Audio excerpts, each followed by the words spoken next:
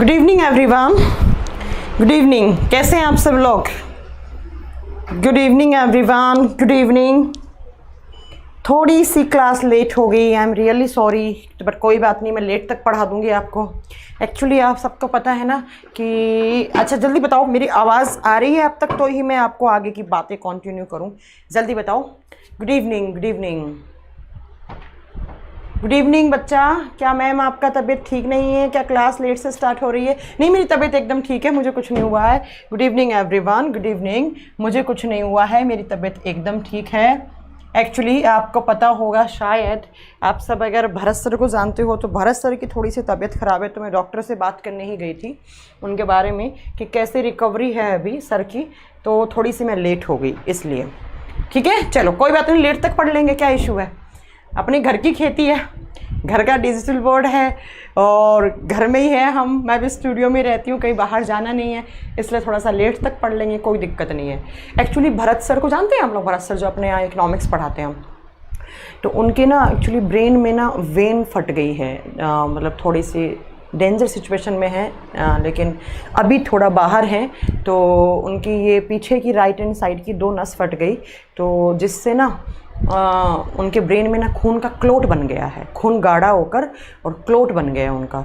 इसलिए अब हम लोग ही उनकी फैमिली हैं, क्योंकि हम लोग एक फैमिली की तरह रहते हैं, तो हम नहीं देखेंगे, हम नहीं पूछेंगे उनके बारे में, तो कैसे काम चलेगा बताओ, है ना। इसलिए बच्चा, मैं थोड़ा सा डॉक्टर से बात करने लग गई थी कि भाई ये बताओ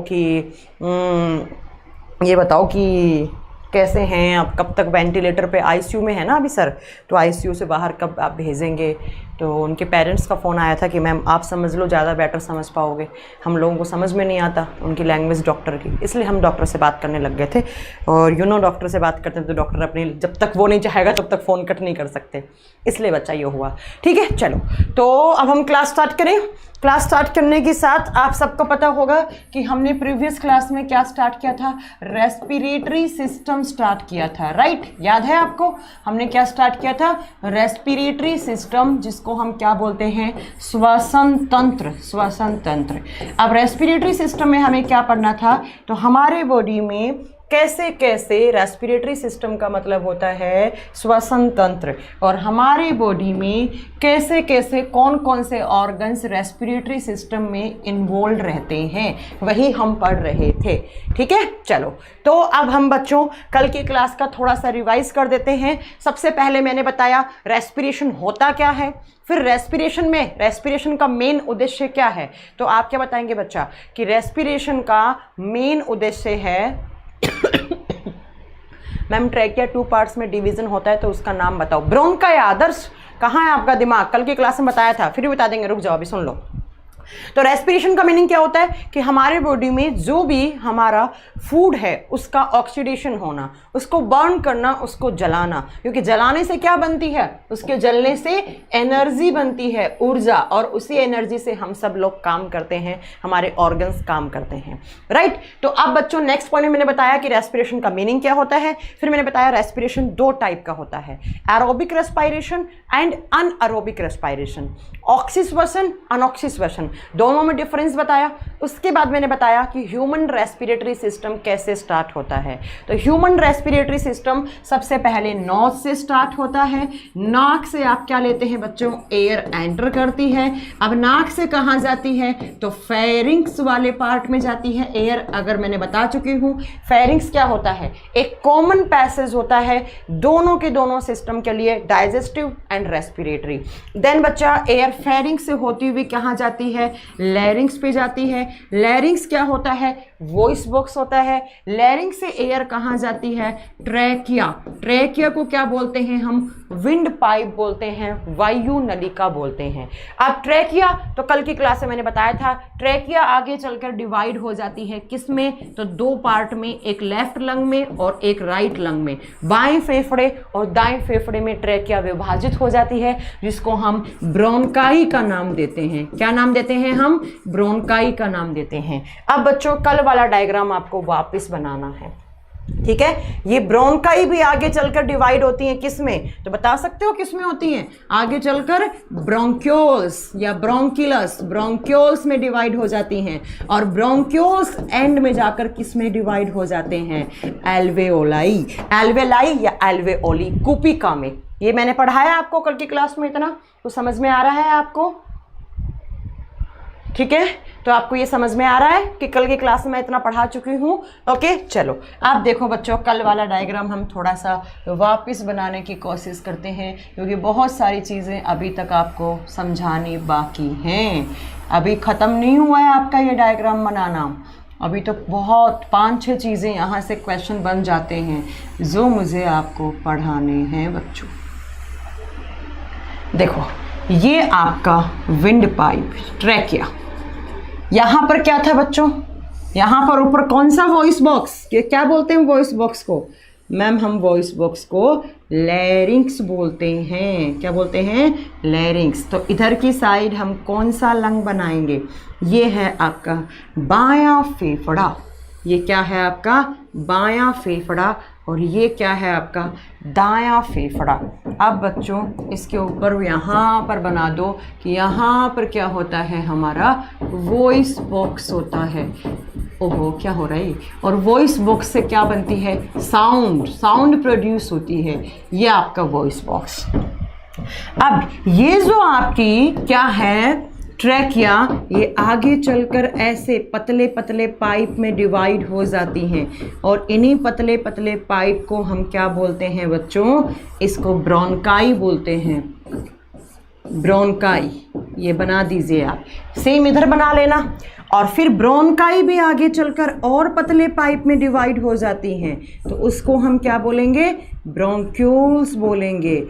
और एंड में जाकर ब्रोंक्यूल से ऐसे अंगूर के गुच्छे पर लटके हुए अंगूर हों, वैसे दिखने में आपको क्या दिखती हैं? एल्वेओली दिखती हैं। क्या दिखती हैं बच्चों? एल्वेओली। तो ये बना दो। अब हम यहाँ पर मैं आपको कुछ चीज़ें और बताना चाहूँगी, तो सुनो बच्चों। सबसे पहले नाम लिखो इतना, इसको क्या बोलते हैं हम? लैरिंक्स। ये क्या है हमारा? बायां फेफड़ा, लेफ्ट लंग, बायां फेफड़ा। ये क्या है हमारा? दायां फेफड़ा, राइट लंग, दायां फेफड़ा। ये क्या है बच्चों? हमारी ट्रैकिया। ट्रैकिया एक पाइप है जिसकी लंबाई कितनी है? 12.5 सेंटीमीटर। ये क्या बनाऊंगी मैं? ये मैम आप बनाएंगी ब्रोंकाई। ब्रोंकाई सेम नाम हिंदी में लिख लेना। ये दूसरा वाला डिवीज़न ब्रोंकील्स या ब्रोंक्यूल्स, ब्रोंकील्स, ठीक है। और ये एंड में अंगूर जैसी स्ट्रक्चर बनाई, उसको क्या बोलेंगे? एल्वेलाई बोलेंगे, एल्वेलाई। ठीक है, इतनी बात समझ में आई आपको? अब सेम इधर है तो इधर बनाने की ज़रूरत नहीं है। अब बच्चों मेरी बात सुनना आप ध्यान से। अब आगे आपको क्या सुनना है? अब मेरी बात सुनते जाना। ये जो फेफड़े होते हैं हमारे, एग्ज़ाम में क्वेश्चन कैसे आता है? एग्ज़ाम में क्वेश्चन आता है बच्चा कि फेफड़े कहाँ पर पाए जाते हैं, फेफड़ों की डायरेक्शन क्या फेफड़ों की लोकेशन क्या होती है, कि हमारे फेफड़े कहाँ होते हैं। तो देखो, आपसे एग्जाम में पूछ ले कि आपके जो लंग्स हैं उनकी लोकेशन क्या होती है, फेफड़ों का स्थान क्या है, तो आप बताएंगे फेफड़े होते हैं थोरैसिक कैविटी में। थोरैसिक कैविटी को हिंदी में बोलते हैं वक्षीय गुहा, वक्षीय गुहा।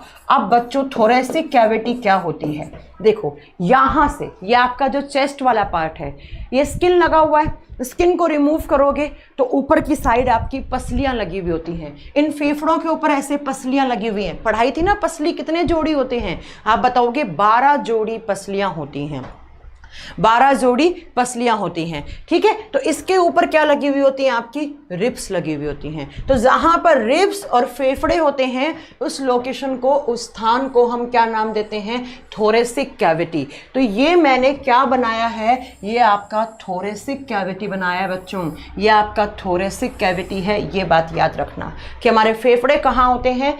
थोरैसिक कैविटी में होते हैं। अब बच्चों मेरा दूसरा पॉइंट ध्यान से सुनो। अब मेरा दूसरा पॉइंट, अरे ये ट्रैकिया ही है बच्चा, आदर्श, ये ट्रैकिया ही होगा, ये ट्रैकिया ही होगा।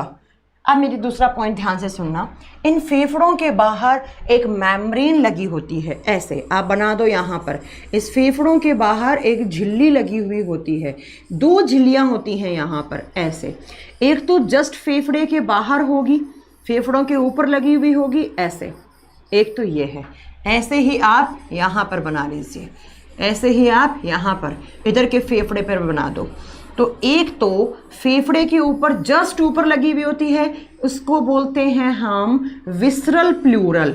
और ऐसे ही एक बच्चों ये जो थोरैसिक कैविटी है, इसके ऊपर भी चारों तरफ एक झिल्ली रहती है। कैसे, इस पेन से बना दूं आपको, देखो एक ऐसे बच्चा यहाँ पर एक मेम्ब्रेन और रहती है ऐसे, ये थोरैसिक कैविटी की मेम्ब्रेन है। आप ऐसे बना सकते हैं, इसको दूसरे कलर से दिखा देना। ये है आपका वक्षीय गुहा का मेम्ब्रेन, ऐसे ऐसे बच्चों। तो 2 मेम्ब्रेन होती हैं, इन दोनों को एक साथ जोड़ के प्लूरा बोलते हैं। अब आपको एग्जाम में कैसे क्वेश्चन पूछा जाएगा, देखो एग्जाम में कैसे क्वेश्चन आता है आपके सामने। एग्जाम में क्वेश्चन आता है कि ये वाली जो मेम्ब्रेन है, जो किसकी मेम्ब्रेन है, थोरैसिक कैविटी की है। तो जो थोरैसिक कैविटी की है उसको क्या बोलते हैं, जो स्पेलिंग गलत लिख दिया हमने, थोड़ा सा सही करना है इसको। जो थोरैसिक कैविटी की मेम्ब्रेन है, झिल्ली है, उसको बोलते हैं पेराइटल मेम्ब्रेन। क्या बोलते हैं बच्चों हम, पेराइटल मेम्ब्रेन। मैंने डॉट लगा दिए, फुल लिख लेना। हिंदी में सेम नाम होगा, पेराइटल झिल्ली हो जाएगा, पेराइटल झिल्ली। तो जो थोरैसिक कैविटी, कहने का मतलब है इस पूरी स्ट्रक्चर को कवर करके रख रहा है। ये जो होती है ना आपकी पेराइटल मेम्ब्रेन, ये ऐसे पूरी लगी हुई होती है बच्चों, देखो ऐसे ऐसे पूरी लगी हुई होती है, दोनों तरफ से ऐसे फेफड़ों को कवर करके रखती है। तो इसको तो बोलेंगे हम थोरैसिक कैविटी वाले को पेराइटल मेम्ब्रेन। अब जो आपके फेफड़े के बाहर है, ये लाल कलर वाली बनाई है मैम ने, इसको बोलते हैं विसरल प्लूरा। आप पेराइटल मेम्ब्रेन, या आप इसको बच्चों ऐसे लिखो, ज़्यादा अच्छा होगा, parietal pleura, PLEURA, parietal pleura, parietal pleura, parietal pleura झिल्ली। और इसको बोलते हैं विसरल प्लूरा, इसको बोलते हैं विसरल प्लूरा। हिंदी में कोई नाम नहीं है, विसरल प्लूरा। और इन दोनों को एक साथ जोड़ते हैं, कौन कौन सी को, पेराइटल प्लूरल को, और दूसरा कौन सा हो गया बच्चों, थोड़ा सा इसको छोटा करती हूँ, हाँ अब देखो जरा। तो एक तो क्या हो गया पेराइटल प्लूरा, और एक क्या हो गया बच्चों, विसरल प्लूरा। जब इन दोनों का साथ में जोड़ते हैं तो हम बोलते हैं प्लूरा, प्लूरा। तो एग्जाम में क्वेश्चन आता है कि फेफड़ों की झिल्ली को क्या बोलते हैं। आप बताओगे फेफड़ों के ऊपर एक झिल्ली नहीं होती है, फेफड़ों के ऊपर 2 झिल्लियां होती हैं, जो पूरे दोनों फेफड़ों को एक साथ पूरा थोरैसिक कैविटी को कवर रख करके रखती है, वो पेराइटल प्लूरा है। और जो फेफड़ों के जस्ट ऊपर लगी हुई होती है उसको विसरल प्लूरा बोलते हैं। दोनों को एक साथ जोड़कर हम क्या बोलते हैं, प्लूरा। दोनों को एक साथ जोड़कर क्या बोलते हैं, प्लूरा। अब बच्चों होता क्या है, इन दोनों मेम्ब्रेन के बीच में एक फ्लूइड भरा हुआ होता है। देखो एक लाल कलर वाली, एक ये आपकी ब्लू कलर वाली, लाइट ब्लू कलर वाली। अब इन दोनों के बीच में एक फ्लूइड, एक तरल पदार्थ भरा हुआ होता है, ऐसे एक लिक्विड होता है। हार्ट में पढ़ाया था ना पेरिकार्डियल फ्लूइड, ऐसे ही बच्चों यहाँ पर भी एक फ्लूइड होता है, लाल वाली और इस ब्लू वाले के बीच में। और इस फ्लूइड को नाम देते हैं हम प्लूरल फ्लूइड, प्लूरल फ्लूइड। और हिंदी में बोलते हैं फेफड़ों का तरल पदार्थ, फेफड़ों का तरल पदार्थ, फेफड़ों का तरल पदार्थ। और ये तीनों चीज मिलकर कौन कौन सा, pleural fluid, visceral pleura and parietal pleura, ये तीनों मिलकर हमारे फेफड़ों को क्या देते हैं, प्रोटेक्शन देने का कार्य करते हैं। हमारे फेफड़ों को क्या देते हैं, ये प्रोटेक्शन देते हैं कि कोई बैक्टीरिया, कोई वायरस का अटैक ना हो जाए, या फेफड़ों के अंदर ज़्यादा पानी ना भर जाए, या फेफड़ों का खून बाहर ना चला जाए। ये सारे काम को कंट्रोल करते हैं, इन सारी चीज़ों को रेगुलेट करने का काम करते हैं। ठीक है, इतनी पॉइंट मेरा आपको समझ में आया, इतनी बातें। अब बच्चों नेक्स्ट पॉइंट सुनो, फिर मैं एक एक करके आज बोर्ड पे लिखवाऊंगी ये सारी चीज़ें कि आपको नोट्स कैसे बनाने हैं, वो सब समझाऊंगी मैं आपको। अब सुनो नेक्स्ट पॉइंट मेरा, ये दोनों फेफड़ों के बीच में क्या बना है बच्चा, स्पेस बना है ना। ये दोनों फेफड़ों के बीच में क्या है, खाली जगह पड़ी है। अब इस खाली जगह को भी नाम दिया जाता है। तो एग्जाम में क्वेश्चन आता है कि दोनों फेफड़ों के बीच में जो स्पेस पड़ा है इसको बोलते हैं मीडियास्टेनम, इसको बोलते हैं मीडियास्टेनम। तो आप लिख सकते हैं कि दोनों फेफड़ों के बीच में जो स्पेस होता है उसको मीडियास्टेनम कहा जाता है, मीडियास्टेनम कहा जाता है। ये दोनों के बीच में फेफड़ों की जगह पड़ी है। अब बच्चों नेक्स्ट पॉइंट मेरा ध्यान से सुनना, जब आप लेफ्ट लंग देखोगे, कभी भी हॉस्पिटल वगैरह में जाओगे तो आपको बायां फेफड़ा कैसे दिखेगा।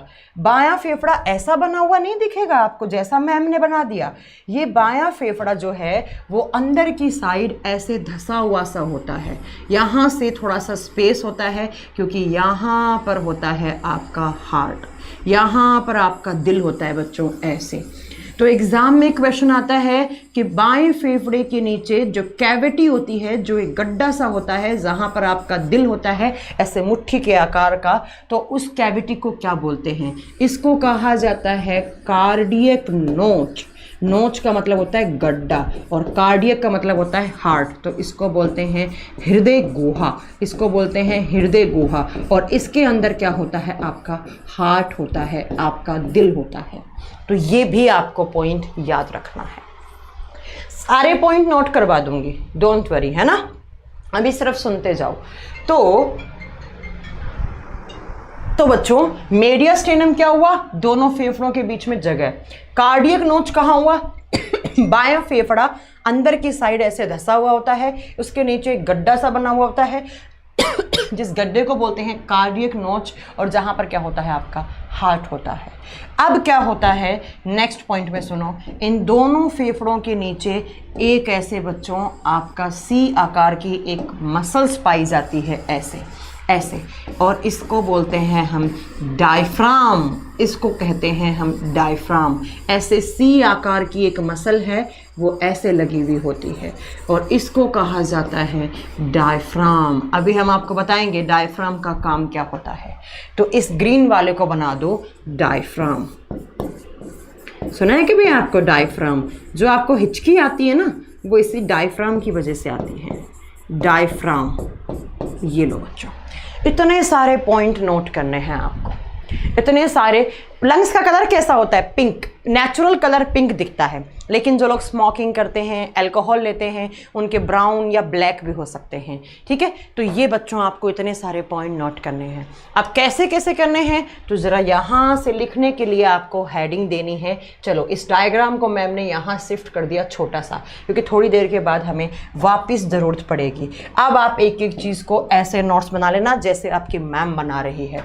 देखो बच्चों कैसे, आपको सबसे पहले हेडिंग देनी है लंग्स। लंग्स को हिंदी मीडियम वाले बच्चा फेफड़ा भी लिख सकता है और इसको फुफ्फुस भी लिखा जाता है, फुफ्फुस भी लिखा जाता है। ऐसे आपका लंग्स को आप दोनों नाम से जान सकते हैं। अब आप कुछ पॉइंट नोट करना स्टार्ट करो, ठीक है। हाँ, diaphragm is floor for of chest cavity. आप ऐसे बोल सकते हो डायफ्राम, ये ऊपर वाला जहां तक आपका डायफ्राम है, ये डायफ्राम आता है आपका, इससे ऊपर वाला आपका चेस्ट कैविटी है, नीचे आपका एब्डोमिनल कैविटी है। तो पेट को चेस्ट से अलग करने का काम करता है डायफ्राम। ऐसे आप पढ़ सकते हैं मीना बिस्ट, ठीक है। चलो सबसे पहला क्वेश्चन, लंग्स के बारे में स्टडी करना क्या कहलाता है? तो लंग्स के बारे में स्टडी करना पुल्मोनोलॉजी कहलाता है, या पल्मोनोलॉजी बोलो या पुल्मोनोलॉजी बोलो। फेफड़ों के बारे में साइंस की वो ब्रांच जिसमें हम लंग्स के बारे में डिटेल में स्टडी करते हैं उसको हम पुल्मोनोलॉजी कहते हैं, उसको हम पुल्मोनोलॉजी कहते हैं। नेक्स्ट पॉइंट में आप नोट करोगे, और जो डॉक्टर होंगे उनको क्या बोलेंगे? Pulmonologist, pulmonologist. अब हम अगर बात करें कि फेफड़ों का कलर क्या होता है, तो जो नेचुरल कलर होता है, जब किसी बच्चे के फेफड़े देखोगे तो आपको पिंक कलर के दिखेंगे। जैसे जैसे वो बच्चा बड़ा होता जाएगा तो पोल्यूशन, धूल, मिट्टी या स्मोकिंग, टार, ये सब जम जम के हल्का सा डार्क लाइट ब्राउन कलर का या डार्क ब्राउन कलर का वो अलग हो जाता है, ठीक है। अब हम बात करते हैं कि फेफड़ों का वेट कितना होता है, फेफड़ों का वजन कितना होता है। कितना वजन होना चाहिए? 10 ग्राम, 20 ग्राम, 40 ग्राम, कितना होना चाहिए बच्चों? जल्दी बताओ। हाँ जी, फेफड़ों का कितना वेट होना चाहिए? हाँ, ग्राम में नहीं होते हैं बच्चा, ये किलोग्राम में होते हैं। 1.3 to 1.5 किलोग्राम के होते हैं आपके लंग्स। अब अगर बात करें कि फेफड़ा कहाँ होता है, लोकेशन पूछे, इनका स्थान पूछे, तो आप क्या बताएंगे? Thoracic cavity. कौन सी कैविटी में होते हैं? थोरेसिक कैविटी को हम क्या बोल सकते हैं? वक्षीय गुहा। वक्षीय गुहा में होते हैं आपके फेफड़े। अब बात आती है बच्चा कि फेफड़ों के बाहर जो मेम्ब्रेन होती है, जो झिल्ली होती है हमारे फेफड़ों के बाहर, उसको क्या बोलते हैं? तो फेफड़ों के बाहर जो झिल्ली होती है उसको हम प्लूरा बोलते हैं। लेकिन प्लूरा 2 मेम्ब्रेन से मिलकर बनी हुई है, आपके प्लूरा एक मेम्ब्रेन नहीं है। Actually pleura consist from 2 membranes. कौन कौन सी? पहला लिख दो आप, कौन सी? Parietal pleura, parietal pleura. और दूसरी क्या लिख देंगे हम? दूसरी लिख देंगे visceral pleura, VISCERAL, visceral pleura. Hindi में कोई अलग स्पेसिफिक नेम नहीं है इनके। इन दोनों को एक साथ बोलते हैं हम क्या? प्लूरा। हिंदी में प्लूरा ही लिखा जाएगा, प्लूरा। अब इन दोनों मेम्ब्रेन के बीच में जो फ्लूइड रहता है उसको हम क्या बोलते हैं? Pleural fluid. ये सीधे एग्जाम में क्वेश्चन आते हैं। फुफ्फुसीय तरल पदार्थ या फेफड़ों का तरल पदार्थ बोलते हैं। एक बच्चा लिख रहा है 300 किलोग्राम। 300 किलोग्राम का फेफड़ा होता है क्या? कुछ भी बोलना है आपको, है? चलो अब बात करते हैं कि जो लंग्स के, दोनों लंग्स के बीच में जो स्पेस होता है, उस स्पेस को हमने क्या नाम दिया? जल्दी बताओ। उसको हमने क्या बोला? मीडियास्टेनम, मीडियास्टेनम। देन हमने बोला कि हमारा जो हार्ट होता है, हमारा जो दिल होता है, हृदय होता है, वो कौन से फेफड़े के नीचे होता है? Left lung. तो बताओ छोटा फेफड़ा कौन सा हो गया? बायां फेफड़ा अंदर की साइड धंसा हुआ होता है, क्योंकि वहाँ पर होता है कार्डियक नोच। वहाँ पर क्या होता है? कार्डियक नोच। और कार्डियक नोच को हम क्या, इसके अंदर क्या होता है? हमारा दिल, हमारा कार्डियक होता है। कार्डियक का मतलब ही हार्ट होता है बच्चा, ठीक है? तो बायां फेफड़ा क्या हो गया? छोटा in comparison to right lung. तो बायां फेफड़ा छोटा हो गया। अब नेक्स्ट पॉइंट में आप क्या नोट करोगे? नेक्स्ट पॉइंट में नोट करोगे कि जब हमारे फेफड़ों में ट्रैकिया एंटर करती है, और ट्रैकिया क्या है? वायु नलिका, जो क्या लेकर आती है? वायु या एयर। तो ट्रैकिया सबसे पहली बार डिवाइड होती है। प्राइमरी, एक नंबर लिखा मैंने, इसको प्राइमरी डिनोट करते हैं। तो प्राइमरी डिवीजन ट्रैकिया का क्या हुआ बच्चों? आप बता दोगे। प्राइमरी डिवीजन ट्रैकिया का क्या कहलाया है? आप इसको नाम दोगे ब्रोंकाई। मैं एक एक चीज नोट कर रही हूं, ऐसे आप कर लेना। फिर ट्रैकिया का सेकेंडरी डिवीजन क्या नाम दिया मैम ने? ब्रोंकिलस। क्या नाम दिया बच्चों? ब्रोंकिलस। ट्रैकिया का टर्सरी डिवीजन, तीसरा विभाजन श्वास नलिका या वायु नलिका का, क्या बोलते हैं उसको? तीसरे विभाजन को एल्वेओली, एल्वेलाई या एल्वेओली। और इसको क्या बोलते हैं हम? कूपिका, कूपिका, कूपिका, एल्वेओली। अब बच्चों कुछ बातें आपको इस एल्वेओली से नोट करनी है। चीज़ें समझ में आ रही है ना आपको एक एक करके? ये सारी चीज़ें एग्जाम में डायरेक्ट क्वेश्चन आते हैं यहाँ से। इस लंग्स की स्ट्रक्चर से हमेशा डायरेक्ट क्वेश्चन बनेगा, कोई उठपटांग क्वेश्चन नहीं बनेगा, सीधा क्वेश्चन बनेगा। अब जब हम इस एल्वेओली के बारे में बात करते हैं तो क्या बात करोगे कि ये ग्रेप्स लाइक स्ट्रक्चर होती है, अंगूर के गुच्छे की जैसी होती है, कि अंगूर के गुच्छे पे जैसे अंगूर लगे हुए होते हैं।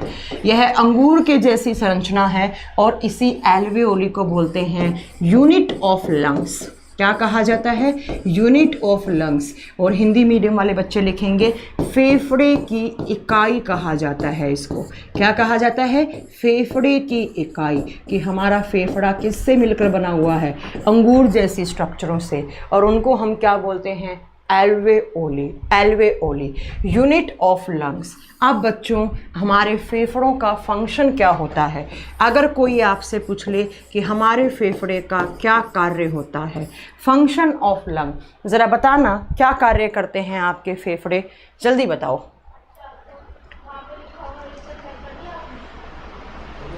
हाँ जी बताओ, लंग्स का फंक्शन क्या होता है, कार्य क्या होता है, क्या काम करता है आपका फेफड़ा? जल्दी बताओ, फेफड़ों का काम क्या होता है?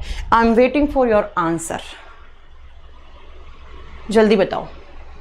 क्या काम करता है फेफड़ा? बच्चों पढ़ा चुकी हूँ हार्ट वाले चैप्टर में, चिल्ला चिल्ला के बताया था। लंग्स का काम क्या होता है? Purification of blood. Purification of blood का मतलब क्या होता है? रुधिर का शुद्धिकरण। और दूसरी लैंग्वेज में हम क्या बोल सकते हैं? जो हमारे बॉडी के अंदर क्या होती हैं? गैसेस, उसका एक्सचेंज होना। उसका क्या होना? एक्सचेंज होना। तो आप बताओगे प्यूरिफिकेशन ऑफ ब्लड का मतलब होता है exchange of gases. Exchange of gases, गैसों का आदान प्रदान। गैसों का आदान प्रदान का मतलब क्या है? तो सुनो बच्चों, इतनी बात याद होनी चाहिए थी अभी तक। हार्ट वाले चैप्टर में बताया था कि हमारे बॉडी से CO2 क्या होता है? बाहर जाता है, आउट होता है।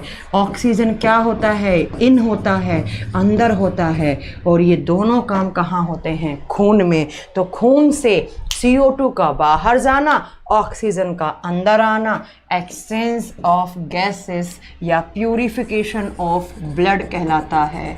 और ये कौन सा ऑर्गन करता है? ये लंग्स करता है बच्चा, फेफड़ा करता है। कौन करता है? फेफड़ा। ये तो समझ में आ गया कि लंग करता है, लेकिन क्वेश्चन क्या है कि फेफड़ों में कहाँ होता है गैसों का एक्सचेंज? तो आप बताओगे ये जो फेफड़ों में एक्सचेंज ऑफ गैसेस कहाँ होता है? फेफड़ों की यूनिट। और फेफड़ों की यूनिट क्या होती है? एल्वेओलाई। एल्वेओलाई। तो मुझे बताओ कि जो एल्वेओली होती है उसके अंदर क्या होता है? एल्वेओली एक्चुअली बच्चों ऐसी स्ट्रक्चर है। जब ऐसी स्ट्रक्चर है तो इसके पास सरफेस एरिया है। क्या है इसके पास? Surface area. और सरफेस एरिया है तो यहाँ पर क्या हो सकता है? गैसों का आदान प्रदान हो सकता है। आदान प्रदान का मतलब क्या है? CO2 बाहर जा सकता है, ऑक्सीजन अंदर आ सकता है। और हमें कौन सी गैस चाहिए? ऑक्सीजन चाहिए। लेकिन हमारे बॉडी में कार्बन डाइऑक्साइड भी बनता है। अब आप मुझे बताओगे कि हमारे बॉडी में कार्बन डाइऑक्साइड कैसे बनता है? मैं नहीं बताऊंगी, मैं 50 बार बता चुकी हूँ। हमारे बॉडी में कार्बन डाइऑक्साइड कैसे बनता है? जल्दी बताओ, जल्दी जल्दी बताओ।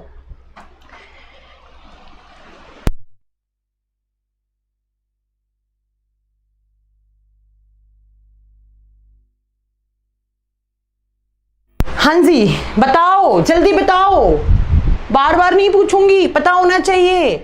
हमारे बॉडी में CO2 कब बनता है? अरे मूर्खों, अरे मेरे प्यारे प्यारे बच्चों जो मूर्ख हो तुम दिखने में, तो सुनो इस बात को। इतनी सी बात नहीं बता सकते।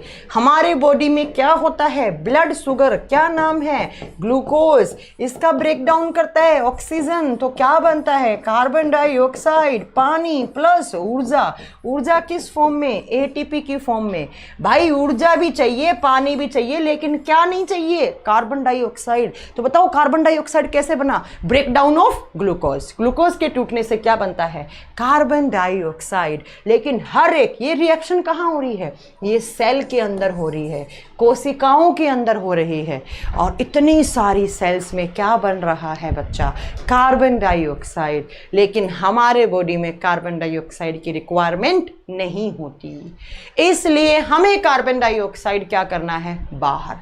हमें क्या चाहिए? ऑक्सीजन। तो बच्चों हर एक सेल से कार्बन डाइऑक्साइड घुल के आएगा। कैसे?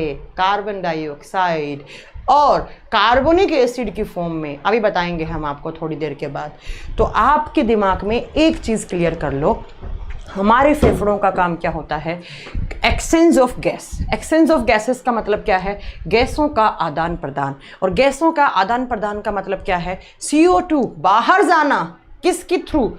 देखो जितनी सारी सेल्स हैं हमारे बॉडी में, ट्रिलियन सेल्स होती हैं, उन एक एक सेल के पास कार्बन डाइऑक्साइड बना, और उस एक एक सेल से कार्बन डाइऑक्साइड बाहर आता है और बाहर आके हमारे फेफड़ों तक आता है। और फेफड़ा क्या करता है? उसे आउट करता है। अब कैसे आउट करता है? वही तो क्लाइमेक्स है, वही तो मैम पढ़ाएंगी कि कैसे आउट करेगा फेफड़ा। ठीक है? क्या आपको मेरी इतनी बात समझ में आई है? सुनो बच्चों, तो ये बात याद रखना कि हमारे बॉडी में कार्बन डाइऑक्साइड कैसे बनता है? जब क्या होता है? ग्लूकोज टूटता है तब। हो गया? तो प्यूरिफिकेशन ऑफ ब्लड का मीनिंग समझ में आया? समझा दोगे? गैसों का आदान प्रदान। गैसों का आदान प्रदान का मतलब क्या है? हमारी गैसेस को क्या, हमारे सेल्स को क्या चाहिए? ऑक्सीजन। और क्या नहीं चाहिए? CO2। CO2 बाहर जाना, ऑक्सीजन अंदर आना, CO2 बाहर जाना, ऑक्सीजन अंदर आना, क्या कहलाता है? गैसों का आदान प्रदान या एक्सचेंज ऑफ गैसेस। और ये कहाँ होता है मेरे प्यारे बच्चों? फेफड़ों में होता है। और फेफड़ों में कहाँ होता है? फेफड़ों की यूनिट में होता है मेरे प्यारे बच्चों। और यूनिट का मतलब क्या है? एल्वेओली। तो मुझे बताओ, प्यूरिफिकेशन ऑफ ब्लड फेफड़े के किस पार्ट में होता है? एग्जाम में क्वेश्चन आ जाए, क्या आंसर करोगे? एल्वेओली, कुपिकाओं में होता है। कुपिकाओं में होता है। अब मैं आपको बताऊंगी कैसे होता है। अब मैं बताऊंगी आपको कि होता कैसे है। होता कैसे है? अभी तक तो सिर्फ स्ट्रक्चर पढ़ाई ना, अब हम आपको बताएंगे कि होता कैसे है ये। अब होता कैसे है, उस चीज़ को पढ़ने के लिए आपको दो चीज़ें पढ़नी है। देखो बच्चों, उस चीज़ को पढ़ने के लिए दो चीज़ें पढ़नी हैं। पहले आओ मैं आपको एक चीज़ बताती हूँ, बहुत सुंदर सी चीज़ बताती हूँ। ये डायग्राम अब मैम को बड़ा करना पड़ेगा, बहुत बड़ा करना पड़ेगा, क्योंकि इस डायग्राम का अब खेल है, बार बार बनाने का कोई मतलब नहीं है। देखना बच्चों, मेरे प्यारे बच्चों, इधर आओ तुम, सुनो तुम। ये लो आपके फेफड़े। किसके फेफड़े? किसके फेफड़े बनाए हैं अब ये?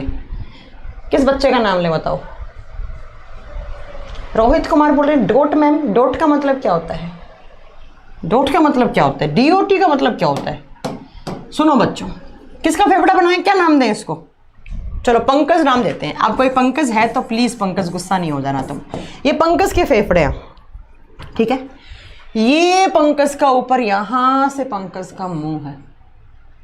सुनना तो मेरी सुनते जाना बच्चों, मेरे प्यारे बच्चों, तुम बात सुनते जाना।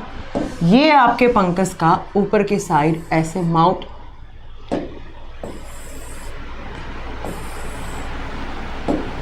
ये आपके पंकज का ऊपर की साइड से, ये उसकी नाक, ये उसका माउथ, ये मान लो आप पंकज।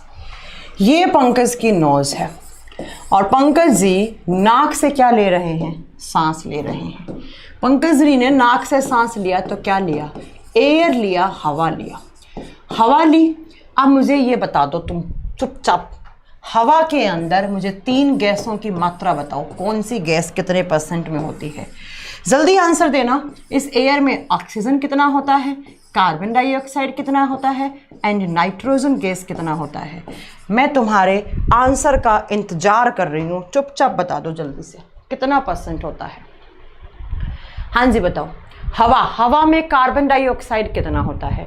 चलो सबसे पहले तो नाइट्रोजन की बात करते हैं। नाइट्रोजन होता है 7.1%, 78.1%। ऑक्सीजन कितना होता है? ऑलमोस्ट 21%। Carbon dioxide 0.03%। इतनी बात पता है आप लोगों को? तो जब आपके पंकज जी हवा ले रहे हैं, हवा खा रहे हैं, खाना भी खाते हैं, हवा भी खाते हैं, तो बच्चों एयर में तो ये तीनों चीज आएंगी। यस मैम, बिल्कुल आएंगी। तो पंकज जी ने ली हवा, तो हवा में ये तीनों चीजें आई। तो ये पंकज जी जब एयर ले रहे हैं तो ये भी आया, ये भी आया, ये भी आया।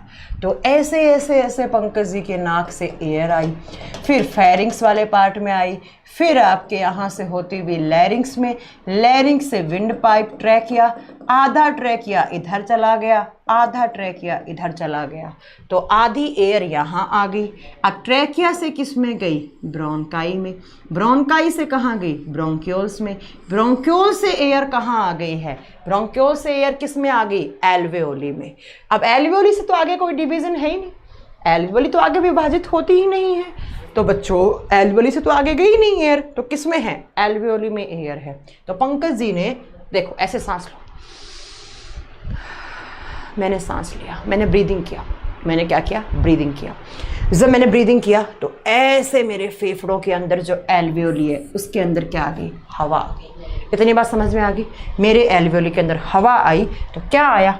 ऐसे आया, ये चीज़ें आई। आप सुनो बच्चा, इस ब्रीदिंग को 2 पार्ट में डिवाइड करते हैं।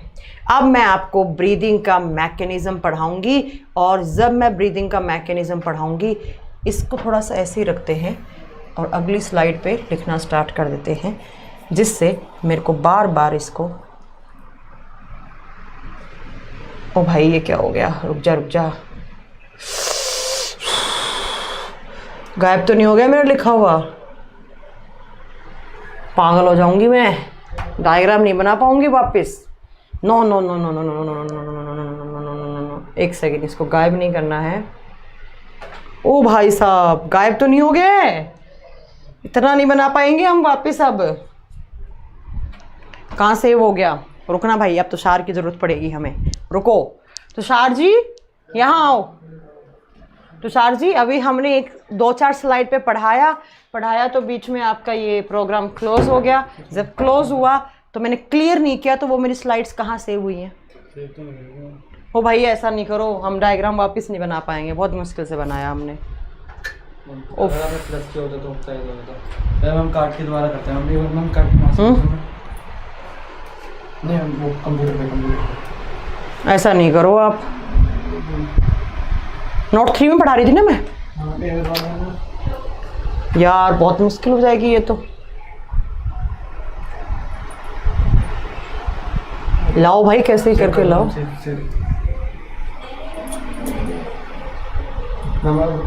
काम करते हैं, हम उस पर क्लिक करें, मोड पे दो,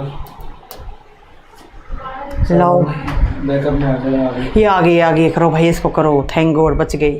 तो शार हमारा बहुत इंटेलिजेंट है, देखो ले आए। चलो आओ यहाँ पर तुम। मैम छोड़ दीजिए, अभी से कैसे छोड़ दे? 8 बजे तक पढ़ाएंगे, नहीं छोड़ेंगे। सुनो तो मेरे ध्यान से बात सुनो।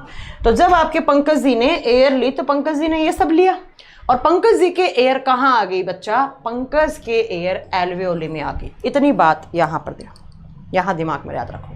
अब हम चलेंगे कि इस ब्रीदिंग का मैकेनिज्म क्या होता है। तो सुनो बच्चों, मेरे प्यारे बच्चों, अब क्या होगा? इस एल्वेओली में होगा प्यूरिफिकेशन का प्रोसेस। तो अब आप हेडिंग दोगे प्यूरिफिकेशन ऑफ ब्लड।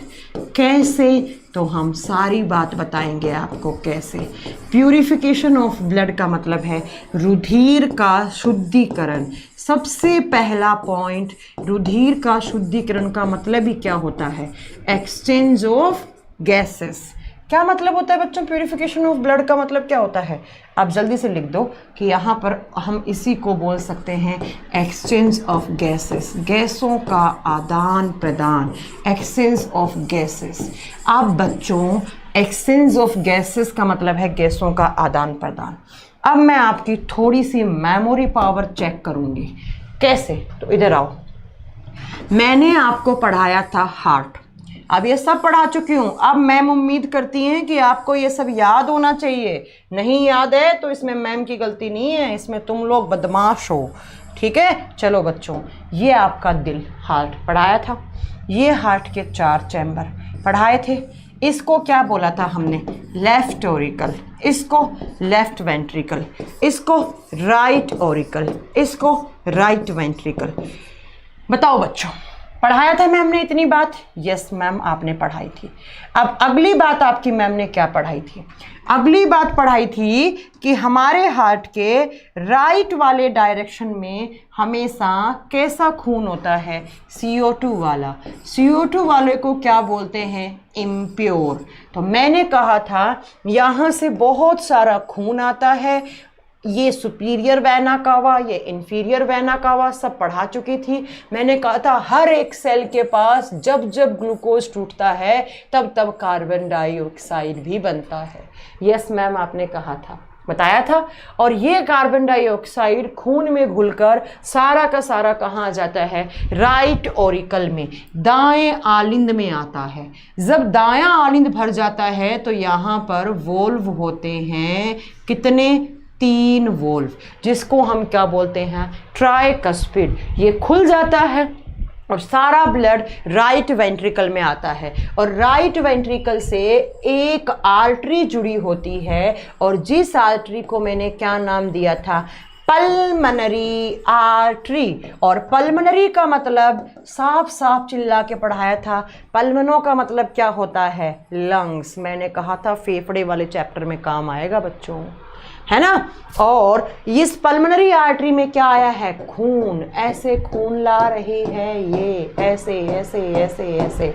और कहाँ लाती है ये खून, यहाँ लिखा था मैम ने फेफड़ों के पास। फिर मैम ने कहा फेफड़ा इस खून में से CO2 आउट करता है, बाहर करता है, एंड ऑक्सीजन क्या कर देता है, इन, अंदर कर देता है। और अब यहाँ से ऑक्सीजन कहाँ जाता है बच्चों, ऑक्सीजन वाला खून लेफ्ट ऑरिकल में जाएगा, लेफ्ट ऑरिकल से बाइकस्पिड में जाएगा, बाइकस्पिड से लेफ्ट वेंट्रिकल में जाएगा, और लेफ्ट वेंट्रिकल से आयोटा जुड़ा होता है। आयोटा छोटी छोटी आर्टरी को देता है, और पूरे ऑर्गन्स में आपका पूरा का पूरा खून चला जाएगा। और कौन सा, ऑक्सीजन वाला खून। क्या आपको ये रामगाथा याद है पूरी? बच्चों फेफड़ा और हार्ट एक साथ मिलके काम करते हैं। अगर नहीं याद तो मैं नहीं पढ़ा सकती अब बार बार, ये सारा याद होना चाहिए। अब मैं बताऊंगी कि फेफड़ा CO2 बाहर कैसे करता है एंड ऑक्सीजन अंदर कैसे करता है।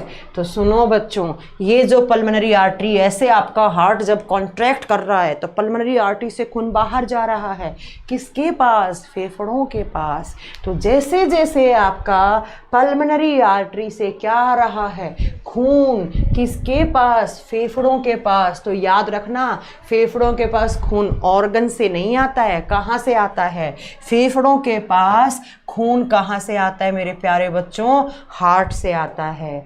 तो हार्ट ने खून दिया, हार्ट, दिल, आपका दिल है, इसने क्या कर दिया, खून पहुंचा दिया फेफड़े के पास। और फेफड़ों की यूनिट को क्या बोलते हैं, एल्वेओली।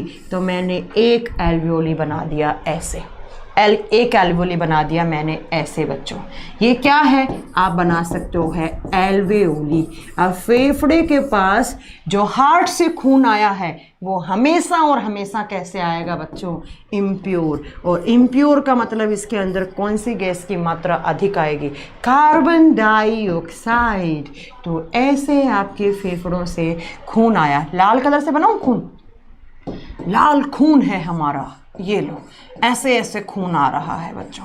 किसके पास आ गया, एल्वेओली के अंदर। एल्वेओली के पास खूब सरफेस एरिया है, कोई बात नहीं, यहाँ खून आ गया। खून आया तो इसके अंदर कौन सी गैस आई, CO2 ज़्यादा आती है। भाई इम्प्योर का मतलब क्या है, कार्बन डाइऑक्साइड। इम्प्योर का मतलब क्या है, कार्बन डाइऑक्साइड। अब बच्चों मुझे बताओ कि पंकज ने जो एयर ली थी उसके अंदर क्या आया था, उसके अंदर नाइट्रोजन आया था, उसके अंदर कार्बन डाइऑक्साइड आया था, उसके अंदर ऑक्सीजन आया था। कैसे आया मुझे बताओ ज़रा।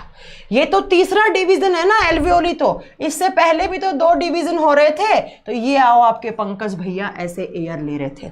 अब मुझे बताओ पंकज जब बाहर से हवा ले रहे हैं उसके अंदर ऑक्सीजन की मात्रा कितनी है, कितना % है, 21%। कार्बन डाइऑक्साइड कितना % है, 0.03%। And nitrogen 78%। एक पॉइंट हमेशा याद रख लो, ये नाइट्रोजन जैसे जैसे पंकज ने ली वैसे वैसे वापस छोड़ दी।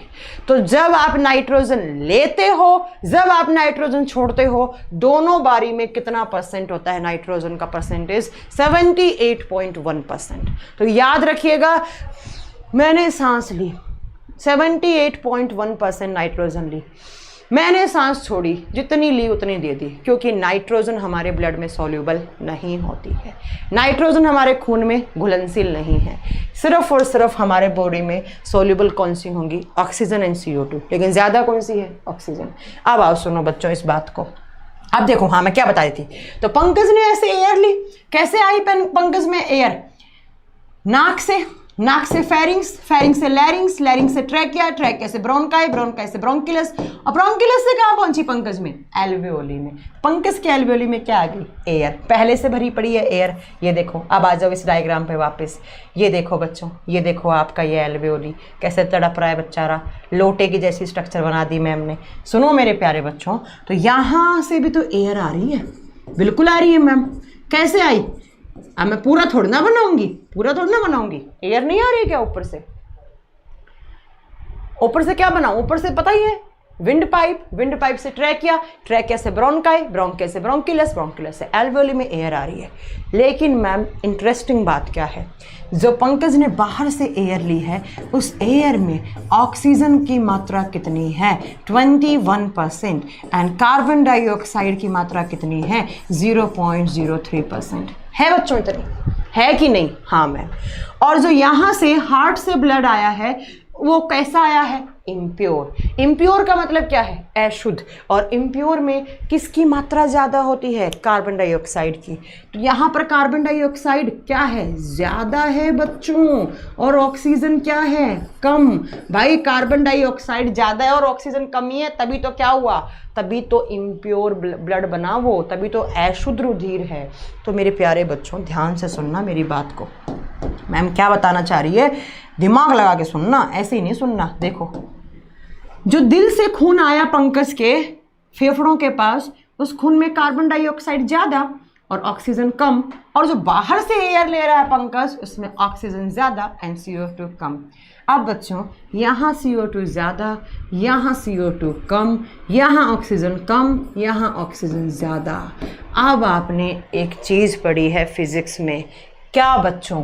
डिफ्यूज़न। पढ़ा है कभी डिफ्यूज़न? डिफ्यूज़न को हिंदी में बोलते हैं विसरण, और डिफ्यूज़न का मतलब होता है कि एयर हमेशा high pressure to low pressure की तरफ गमन करती है। जब दो एयर मॉलिक्यूल्स के बीच में पार्टिकल्स का डिफरेंस आता है तो हमेशा एयर का जो हाई प्रेशर वाला मॉलिक्यूल है वो किसके पास जाता है? लो प्रेशर वाले की तरफ। समझ में आया? समझ में आया? हवा हमेशा उच्च दाब से निम्न दाब की तरफ जाती है, कभी भी निम्न दाब से उच्च दाब नहीं जाती है। तो हवा के मॉलिक्यूल के बीच में जब डिफरेंस आता है तो हमेशा air high pressure to low pressure जाती है। इसी को हम क्या बोलते हैं? डिफ्यूजन। इसी को हम क्या बोलते हैं? विसरण।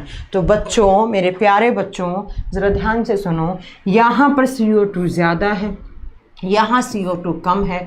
तो एक बात बताना ज़रा, CO2 ज़्यादा है तो वो इधर जाएगी। अब CO2 बाहर से अंदर आएगी या अंदर से बाहर जाएगी? पंकज के फेफड़ों से CO2 बाहर निकलने की कोशिश करेगी। क्यों? क्योंकि CO2 ज़्यादा है अंदर, CO2 ज़्यादा है बच्चों। एक बात याद रखना कि जब हम CO2 लेते हैं तब तो बच्चों हम CO2 0.03% लेते हैं, लेकिन जब CO2 छोड़ते हैं तो वो 3 से 4% बन जाती है। क्यों बनी? क्योंकि हमारे बॉडी में भी तो CO2 बन रहा है, और थोड़ी देर पहले पढ़ाया बॉडी में CO2 कब बनता है? जब ग्लूकोज टूटता है। तो एक मेरे बात बताओ बच्चों, यहाँ 0.03% है, जब छोड़ रही हूँ मैं एयर उसमें CO2 कितना है? 3 से 4%, क्योंकि मेरे बॉडी में भी तो CO2 बन रहा है, उसको कहाँ भेजूंगी? तो बच्चों ये CO2 ज़्यादा है, ये CO2 कम है, तो ये CO2 यहाँ से बाहर निकलने की कोशिश करेगा, और ऐसे ऐसे कोशिश करेगा, एल्वियोली से बाहर आएगा। एल्वियोली से ऊपर क्या था? ब्रोंकिलस। ब्रोंकिलस से ऊपर क्या था? ब्रोंकाई। ब्रोंकाई से ऊपर क्या था? ट्रैकिया। ट्रैकिया किससे जुड़ा हुआ है? नाक से। ये पंकज ने सांस छोड़ दी बाहर। तो जब पंकज ने सांस छोड़ी तो कार्बन डाइऑक्साइड कितना % छोड़ा? 3 से 4%। बच्चों कार्बन डाइऑक्साइड बाहर जा चुका है। ऐसे मान लो यहाँ पर कहीं पर समवेयर, यहाँ नाक है, नाक से आउट कर दी क्या? CO2, क्योंकि CO2 लंग्स के अंदर क्या थी? ज़्यादा, बाहर कम, एटमॉस्फेयर में क्या? कम। तो ज़्यादा से कम की तरफ ही तो जाएगा ना, तो CO2 चला गया बेचारा चुपचाप। और अब मुझे बताओ, ऑक्सीजन बाहर क्या है? ज़्यादा, और हमारे बॉडी में ऑक्सीजन क्या होता है? कम। तो ये ऑक्सीजन ऐसे ऐसे ऐसे किस कलर से बनाऊँ बच्चों? बताओ, ब्लू से बना दूँ? नहीं, इस ग्रीन से। ऐसे ऐसे ऐसे ऑक्सीजन अंदर आता है, ऐसे ऐसे। सिर्फ और सिर्फ कौन सा गैस रहेगा? ऑक्सीजन। और उस खून को क्या बोलेंगे? Pure blood. क्या बोलेंगे? प्योर ब्लड, शुद्ध रुधिर। अब ये प्योर ब्लड किसके पास जाएगा? फेफड़ा कहाँ से लिया था खून? हार्ट से। किसके पास भेजेगा? हार्ट के पास। और हार्ट क्या करेगा? कॉन्ट्रैक्ट सारा खून सारे ऑर्गन्स के बीच में, और फिर ऑर्गन्स के पास क्या जाएगा? ऑक्सीजन। फिर वापस क्या आएगा? CO2। किसके पास? दिल के पास। दिल किसको भेजेगा? लंग्स के पास। लंग्स आउट करते जाएंगे, आउट करते जाएंगे, आउट करते जाएंगे। ये मैंने एक एल्वियोली की स्ट्रक्चर बढ़ाई है। ऐसे आपके दोनों फेफड़ों में एल्वियोली होती हैं, तो दोनों फेफड़ों की एल्वियोली में सेम स्ट्रक्चर पाई जाती है, सेम फंक्शन ऐसे ही काम करती है। तो यहाँ पर बच्चों ये डिफ्यूज़न हुआ है ये, और इसी प्रोसेस के द्वारा आपका गैसों का एक्सचेंज होता है किसके अंदर, आपकी एल्वियोली के अंदर। इसीलिए alveoli is known as unit of lungs. फेफड़े की इकाई एल्वियोली मानी जाती है। अब अगर किसी को ना समझ में आया हो तो मुझसे पूछ सकता है, फिर मैं एक फंटास्टिक तरीके से आपको एक फ्लो चार्ट बनाऊंगी, ऐसे उंगलियों में याद हो जाएगा आपको। तो बच्चों ऐसे CO2 मैंने सांस लिया, CO2 ले रही, एयर ले रही हूँ, नाइट्रोजन आएगा, कोई दिक्कत नहीं है, नाइट्रोजन वापस चला जाएगा। ऑक्सीजन आएगा, मेरे खून में घुल गया ऑक्सीजन, मैंने सांस छोड़ा, CO2 बाहर चला गया, कार्बन डाइऑक्साइड बाहर चला गया। लेकिन डायरेक्टली ऑर्गन्स के बीच में ऑक्सीजन नहीं जाएगा, खून में घुलेगा, खून में घुल के दिल के पास जाएगा, दिल अपना ऐसे कॉन्ट्रैक्ट करेगा आयोटा में, आयोटा से सारे ऑर्गन्स के बीच में। तो बच्चों ऐसे काम होता है किसके अंदर, एल्वेलाई के अंदर, कुपिकाओं के अंदर। इनके पास सरफेस एरिया है, जगह है इनके पास, और इसके अंदर खून भरा हुआ होता है, और उसी खून से आपका ऑक्सीजन ट्रांसपोर्ट होता रहता है। कहाँ पर, आपके ऑर्गन्स के बीच में, लेकिन डायरेक्टली नहीं। किसके बीच में जाएगा, हार्ट के बीच में। ये आपके फेफड़े, इसको बोलते हैं आपके फेफड़ों का ब्रीदिंग मैकेनिज्म। ठीक है, एक बार सांस लिया, एक बार छोड़ा। अभी मैं बताऊंगी कि सांस लेते टाइम क्या होगा, छोड़ते टाइम क्या होगा, डायफ्राम पे क्या फ़र्क पड़ेगा। हाँ जी, समझ में आया कुछ? चलो, आप समझ में नहीं आया, देखो मैम एक फ्लो चार्ट बना के समझाएंगी, सब समझ में आएगा तुम्हें। तुम बोलते जाओ, मैम लिखती जाएंगी। देखना बच्चों, पंकज, ये पंकज का बात करते हैं। पंकज जी ने सबसे पहले कहाँ से सांस लिया, नोज से। लिया कि नहीं लिया, बता दो तुम मुझे। अरे हाँ या ना, नाक से लिया? तो ये लो बच्चों, जब नाक से लेता है तो क्या लेगा वो, हवा लेगा। नाक से कहाँ जाती है, उसके फेरिंग्स वाले पार्ट में जाती है। फेरिंग्स से कहाँ जाती है बच्चों, उसके ट्रैकिया में जाती है। ट्रैकिया के ऊपर क्या लगा हुआ है, लैरिंग्स, तो लैरिंग्स से होती हुई जाएगी। अगर पंकज बोल रहा है तो साउंड बनेगी। अब लैरिंग्स के प्राइमरी डिवीजन को क्या बोलते हैं हम, ब्रोंकाई। सेकेंडरी डिवीजन को, सॉरी लैरिंग्स के नहीं, ट्रैकिया के प्राइमरी डिवीजन को ब्रोंकाई। सेकेंडरी को क्या बोलेंगे, ब्रोंकिलस, ब्रोंकिलस। टर्सरी को क्या बोलेंगे, एल्वेओली। अब एल्वेओली क्या है, ऐसे एक सैक लाइक स्ट्रक्चर है, या अंगूर के जैसे स्ट्रक्चर है। और इस एल्वेओली को हल्के में मत लेना, यहाँ पर क्या होते हैं, exchange of gases, exchange of gases, गैसों का आदान प्रदान। मतलब क्या होगा बच्चों, ऑक्सीजन अंदर आएगा या बाहर, ऑक्सीजन अंदर। CO2 कहाँ जाएगा, out. CO2 out from human body. ऐसे इसी रास्ते देखो CO2 कैसे भगाता है, यहाँ से ऐसे, यहाँ से ऐसे CO2 आउट। तो एक कलर के पेन से बना दूँ क्या, आपको समझ में आ जाए। ये देखो, यहाँ से CO2 बाहर, क्या, कार्बन डाइऑक्साइड। कौन सी प्रोसेस के द्वारा, डिफ्यूजन के द्वारा। अब बच्चों क्या बचा, सिर्फ ऑक्सीजन। अब ये ऑक्सीजन वाला खून कहाँ जाएगा, हार्ट में। अब बताओ हार्ट के कौन से चैम्बर में जाता है, जल्दी बताओ। मैम बायां चैम्बर में, लेफ्ट ऑरिकल, लेफ्ट बोलते हैं ना, हरियाणा में लेफ्ट ले लो, लेफ्ट। तो लेफ्ट ऑरिकल क्या बोलेंगे, बायां आलिंद। और बायां आलिंद से कौन सा वॉल्व ओपन होगा। बच्चों सारी चीज़ें लिंक करके पढ़नी है, ऐसे समझ में नहीं आएगा। बायां आलिंद से कौन ओपन होगा, बाइकस्पिड, द्विकपर्दी वोल्व। जो वोल्व दो हैं, दोनों पे प्रेशर पड़ेगा खून का भरने से। और बाइकस्पिड से कहाँ चला जाएगा, लेफ्ट वेंट्रिकल में, लेफ्ट वेंट्रिकल। ठीक है, बायां नीले। और बायां नीले से कौन जुड़ा होता है मेरे प्यारे बच्चों, अयोटा। अयोटा क्या है, महाधमनी। वो किसको देगा, छोटी छोटी धमनियों को, छोटी धमनियों को, स्मॉल आर्टरीज को। स्मॉल आर्टरी से कहाँ जाएगा, हमारी सेल्स या हमारे ऑर्गन्स के बीच में। क्या बच्चों, प्योर ब्लड। मेरे प्यारे बच्चों यहाँ से यहाँ देखोगे तो ये एयर थी मेरे प्यारे बच्चों, इधर की साइड ये हवा है बच्चों। And hawa is a mixer of gases. Hawa is a mixer of gases. अब मेरे बच्चों इधर आओ बच्चों तुम, ये क्या है, यहाँ क्या हुआ, एक्सचेंज ऑफ गैसेस, गैसों का आदान प्रदान, और इसी को क्या बोलते हैं, फेफड़ों की इकाई। और मेरे प्यारे बच्चों लेकिन इधर सिर्फ और सिर्फ एक ही गैस है, और कौन सी, ऑक्सीजन। तो अब आपसे एग्जाम में कैसे क्वेश्चन पूछेगा, हवा के आने का पाथ क्या होता है, ये पाथ, ये रास्ता, कौन कौन से रेस्पिरेटरी ऑर्गन में एयर रहता है, इन सब में, कहाँ प्यूरिफिकेशन होता है, यहाँ, कहाँ से ऑक्सीजन आता है, कहाँ ऑक्सीजन जाता है, ये सारे पॉइंट आपके क्लियर।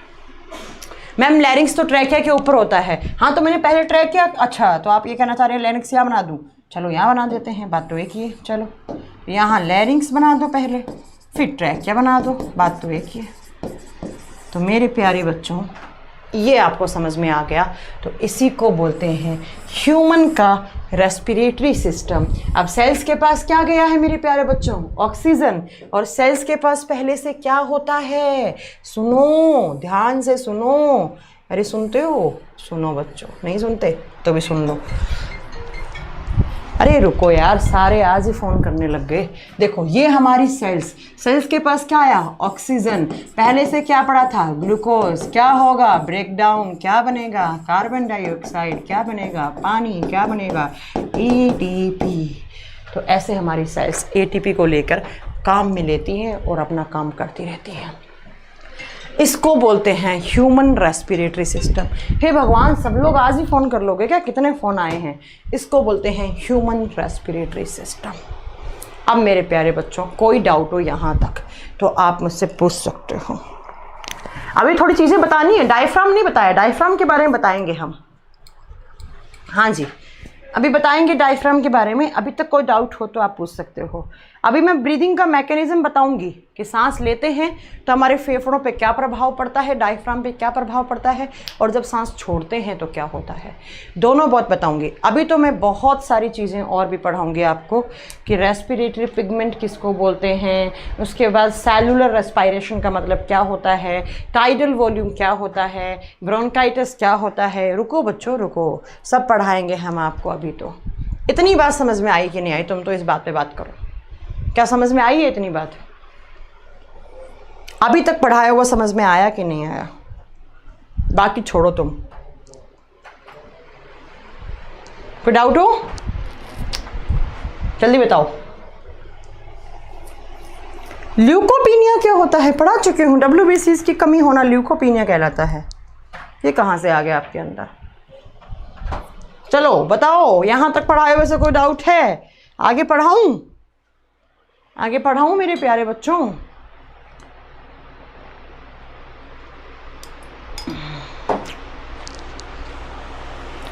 अभी बच्चा 1 घंटे का चैप्टर, सवा एक घंटे का चैप्टर और बचा है, अभी ख़त्म नहीं हुआ ये, सवा नहीं 1.5 घंटा मान लो, एक क्लास और है इसकी, अभी नहीं पढ़ा पाएंगे, अब थक गए बच्चों हम, इतना बहुत है आज के लिए। आज का सेवा यहीं समाप्त करेंगे हम, अभी थोड़ी टेंशन भी चल रही है हमारे दिमाग में।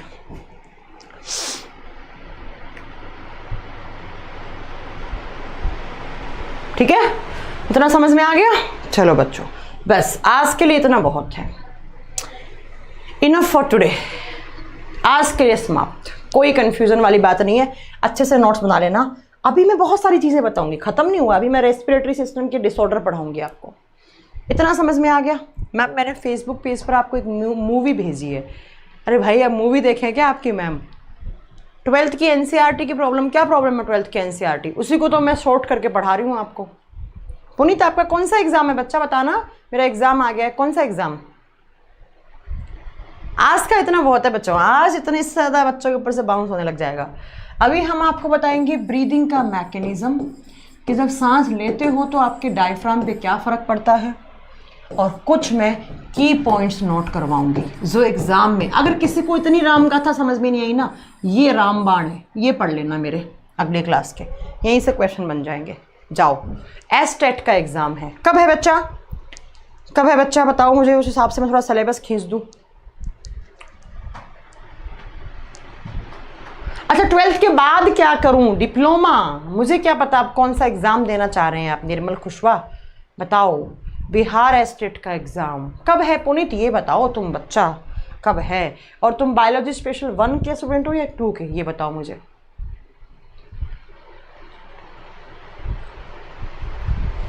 नाइन सितंबर, ओह 9 सितंबर को है, फिर तो बहुत जल्दी आ गया। अगर आप बायोलॉजी स्पेशल 1 के हैं तो बच्चा आपका बहुत ज़्यादा सिलेबस हो गया। अब 2 के हैं तो फिर थोड़ा कम हुआ है। फिर आप एक काम करो पुनीत, बताओ कौन से स्टूडेंट हो आप, मतलब बायोलॉजी 1 के हो या 2 के, क्योंकि 1 में अप्रोक्स आपके 50 लेक्चर हो चुके हैं, 50 या पता नहीं 51 हो चुके हैं, 2 में 25 में आधा हुआ है। तो बच्चा अगर किसी का एग्ज़ाम बहुत जल्दी आ रहा है और जिसको बहुत जल्दी सिलेबस कवर करना है, जैसे एक बच्चे का 9 सितंबर बोला है, तो बच्चा आपको क्या करना है, आप एक काम करना, इंक्वायरी नंबर पर, अगर आप बायोलॉजी 2 के स्टूडेंट हैं, ध्यान से सुनना, अगर आप बायोलॉजी स्पेशल 2 के स्टूडेंट हैं तो आप इंक्वायरी नंबर पे फ़ोन करो और उससे ये बोल दो, पुनीत आप मेरी बात सुनो, आप उसको ये बोल दो कि आप मेरा ट्रांसफ़र कर दो बायोलॉजी 1 में, और आप बायोलॉजी 1 का चुपचाप बैठ के वीडियो सारी पढ़ लो, 5-7 दिन में ख़त्म कर लो, 5-7 दिन में ख़त्म कर लो, ठीक है, 5-7 दिन में ख़त्म कर लो, क्योंकि बायोलॉजी 1 का जूलॉजी नियर टू फिनिश है बच्चों, नियर टू फिनिश है। तो मैं कोशिश करूँगी जल्दी, मैं सोच रही हूँ बीच बीच में 1-2 मैराथन ले लूँ 4-4 घंटे की, मज़ा आ जाएगा। जैसे डिजीज़ वाले चैप्टर की ले लेती हूँ, ह्यूमन डिजीज़ की, मज़ा आ जाएगा पढ़ने में आप लोगों को। क्या कहते हो बच्चों, मेरे प्यारे बच्चों।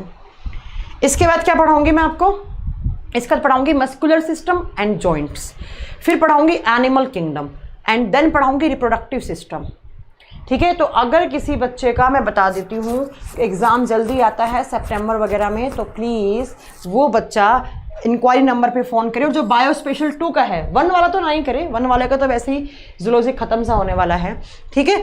हाँ, इस संडे ले लूँ फिर एक मैराथन क्लास 4 घंटे की, इस संडे ले लेते हैं यार, एक बढ़िया सा चैप्टर पढ़ लेंगे, कल इसको ख़त्म मारते रेस्पिरेटरी सिस्टम को। कल तो मुझे हॉस्पिटल भी जाना है, कल हो सकता है मैं 8 बजे क्लास लगवा लूँ आपका, है ना। तो बच्चों ये हो सकता है कि मैं कल 8 बजे क्लास लगवा लूँ आपकी। अभी तो मैंने ऑफ़ करवाई क्योंकि कल मुझे हॉस्पिटल जाना है भरत सर को मिलने, तो बच्चों ये हो सकता है, तो मैं कल नहीं ली तो परसों संडे में इसको लेकर 1 घंटे ख़त्म कर दूँगी, और संडे इवनिंग में 3 घंटे पढ़ लेते हैं, कोई एक बढ़िया सा चैप्टर उठाकर उसको ख़त्म कर देंगे हम, है ना। तो एक मैराथन क्लास लेते हैं इस बार संडे को, बढ़िया रहेगा आप लोगों के लिए। तो पुनीत आपके लिए ये मेरा अनाउंसमेंट है कि आप बायोलॉजी स्पेशल 2 से बायोलॉजी स्पेशल 1 में ट्रांसफ़र हो जाओ और अपने इंक्वायरी नंबर पे फ़ोन कर दो और वो आपको कर देंगे। यहाँ पर 90% जूलॉजी ख़त्म है, बॉटनी तो मैं बहुत चुटकियों में करवा दूँगी आपको, चिंता नहीं करो तुम। इसके बाद जेनेटिक्स पढ़ाऊँगी आपको, ठीक है। चलो संडे कन्फर्म, कल नहीं ली तो संडे मैराथन क्लास लूँगी, याद रखना अपने दिमाग में। संडे को जॉइंट्स एंड मस्कुलर सिस्टम को निपटा डालेंगे हम, ठीक है। कल भी ले सकती हूँ, कल लूँगी तो 8 बजे लूँगी। यस बच्चा, मिस्टर रॉयस, आपका मुझे तो नाम स्पेलिंग नहीं आती है, क्या स्पेलिंग लिखते हैं आप। सीडीएस कवर होगा महासंगम बैच से, क्यों नहीं होगा, बिल्कुल होगा, ठीक है। तो संडे क्लास का नोटिफिकेशन मिल जाएगा आपको, डोंट वरी। तो कल आप लोग देख लेना, या तो मैं 8 बजे क्लास लूँगी या नहीं लूँगी। अगर नहीं ली तो समझ लेना परसों मैम लेंगी। बायो 1 में कितने वीडियो होंगे, 50 लेक्चर्स हो चुके हैं, 50 क्लास हो चुके हैं बायो 1 में। चलो बच्चों, कल तो 8 बजे हो सकता है, अगर देख लेना एक बार मैनेजमेंट को फ़ोन कर लेना, या फिर आप देख लेना एक बार 8 बजे क्लास हुई तो, अगर डॉक्टर के पास नहीं गई तो मैं डॉक्टर कह रही हूँ, अगर मैं भरत सर से ना मिलने गई तो कल लूँगी, वरना परसों तो हम लेंगे। क्या लेंगे हम, मैराथन क्लास लेंगे परसों।